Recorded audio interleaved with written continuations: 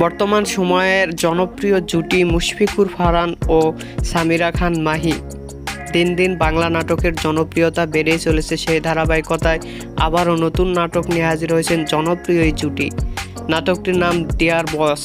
এই নাটকটিতে অভিনয় করেছেন বর্তমান সময়ের আলোচিত অভিনেতা মুশফিকুর ফারহান ও অভিনেত্রী সামিরা খান মাহি।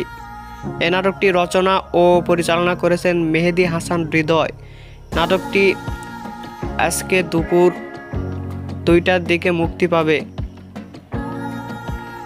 এই নাটকটি দেখতে পাবেন আপনারা বিন্দু ভিশন ইউটিউব চ্যানেলে। আপনারা যদি দেখতে চান অবশ্যই বিন্দু ভিশন ইউটিউব চ্যানেলে চোখ রাখুন এবং নিয়মিত মুশফিক ফারহান ও সামিরা খান মাহির নতুন নাটকের আপডেট পেতে হলে চ্যানেলটিকে সাবস্ক্রাইব করে রাখুন এবং নতুন নতুন ভিডিওর আপডেট পেতে হলে চ্যানেলটিকে সাবস্ক্রাইব করে রাখুন।